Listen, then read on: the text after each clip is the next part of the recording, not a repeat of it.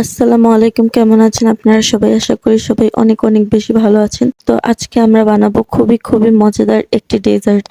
যেভাবে আমরা রসগোল্লা বানিয়েছিলাম ঠিক সেইভাবেই আজ আরেকটি অনেক মজাদার ডেজার্ট নিয়ে এসেছি, যার জন্য আমাদের প্রয়োজন হচ্ছে একটি ডিম আর সেমাই। মূলত ডেজার্টটি হচ্ছে সেমাই পিঠা অথবা সেমাই বিস্কিটও বলতে পারেন। তো আমরা 1 প্যাকেট সেমাই নিয়ে নিয়েছি আর একটা ডিম ভেঙে নিয়েছি, যেটা আপনি ইতিমধ্যে দেখে ফেলেছেন। তো সেমাইগুলো আগে একটু ভেঙে নিতে হবে, তার মধ্যে পরিমাণ মতো চিনি দিয়ে দিতে হবে। যতটুকু চিনি আপনি যতটুকু মিষ্টি খেতে পছন্দ করেন ঠিক ততটুকুই চিনি দেবেন। আমরা আমাদের পরিমাণ মতো চিনি দিয়ে নিয়েছি। এবার আমরা মিক্স করে নেব কিছু গুঁড়ো দুধ। তাও কিন্তু আপনারা আপনাদের পরিমাণ মতো মিক্স করে নেবেন, তবে গুঁড়ো দুধটা অবশ্যই দেবেন।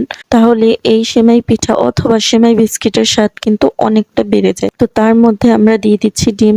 অবশ্যই ডিম আমাদের যতটুকু প্রয়োজন ততটুকুই আমরা দেব। আর প্রথমে আমরা সেমাই একটু কম নিয়েছিলাম, পরে আমরা পুরো প্যাকেটটাই নিয়ে নিয়েছি। তো আমাদের পুরো ডিমটাই লেগে গিয়েছিল। তো সেমাইয়ের মধ্যে ডিম দিয়ে তারপর এভাবে ভালোভাবে মেখে নিতে হবে। মেখে নেওয়ার পর একটা ডো তৈরি করতে হবে, আটার ডো এর মতো। তো আমাদের আরেকটু ডিম পুরোটাই লেগে গিয়েছে। তো পুরোটা ডিম এবার আমরা অনেক ভালোভাবে মিক্স করব।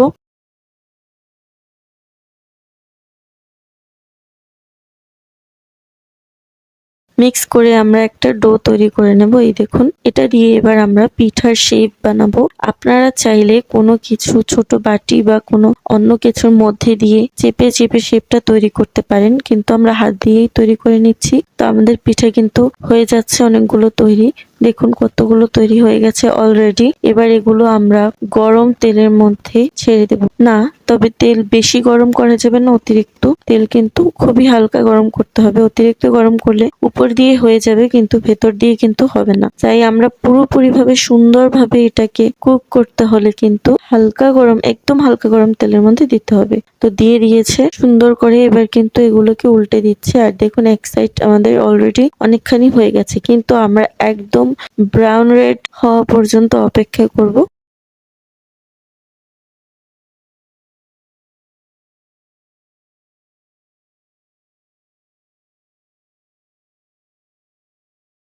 ততক্ষণ আমরা হালকা আছে ভালোভাবে পিঠেগুলোকে ভেজে নেব, আর বারবার উল্টে পাল্টে দেব, না হলে পড়ে যেতে পারে। তো আমাদের কাঙ্ক্ষিত কালার চলে এসেছে পিঠেতে।